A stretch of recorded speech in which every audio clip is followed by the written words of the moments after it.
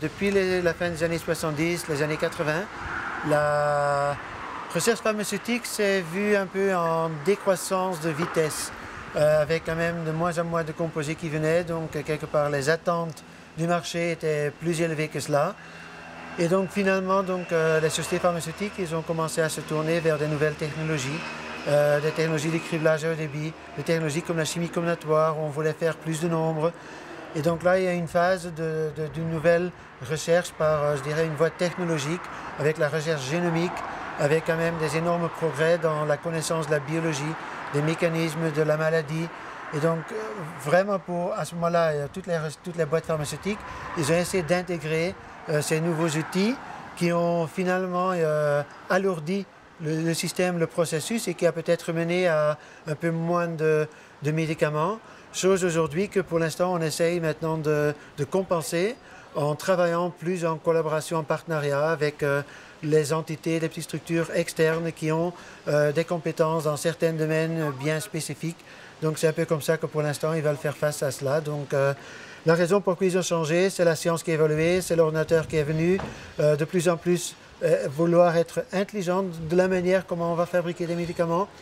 Et pris tout cela en compte, finalement, ça a mené en effet à un nouveau écosystème pharmaceutique qui est en train de se mettre en place avec plein de partenaires.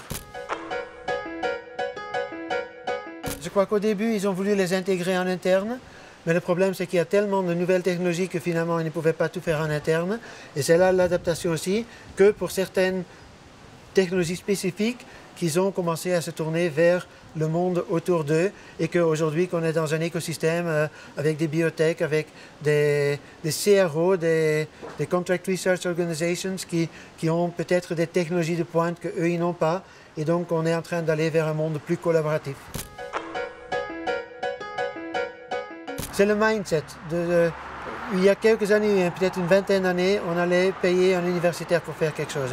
Là aujourd'hui, c'est voilà, moi je vais réfléchir ensemble avec vous et on va essayer ensemble de mener un nouveau projet pour aboutir à quelque chose. Donc le contexte Open Innovation est quand même un peu différent que de juste aller payer, mais c'est vraiment de travailler ensemble, d'être collaboratif. Un exemple que j'ai vécu moi-même quand j'étais directeur de recherche auprès de la société Janssen Cilag, c'était dans la découverte d'un nouveau produit antituberculeux, dans un sens où pendant 40 ans il n'y a pas eu de nouvelles découvertes dans le domaine, avec maintenant malheureusement la montée en puissance de HIV où les gens ont des problèmes d'immunodéficience.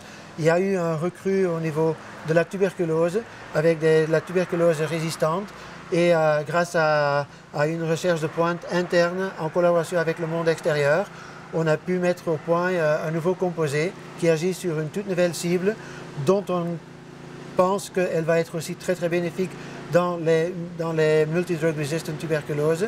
Donc là, c'est pour moi un exemple d'une innovation thérapeutique après 40 ans de désert, de rien.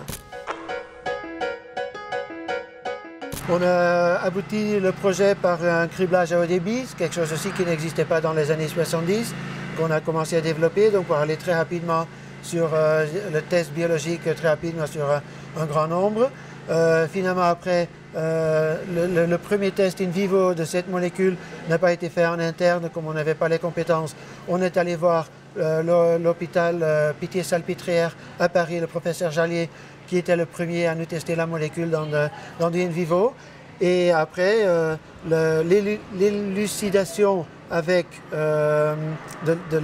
du mécanisme d'action de notre composé a été fait en collaboration avec une université en Suède. Donc beaucoup de partenariats qui sont mis en place pour en effet pouvoir continuer et pour venir avec une molécule maintenant en recherche clinique.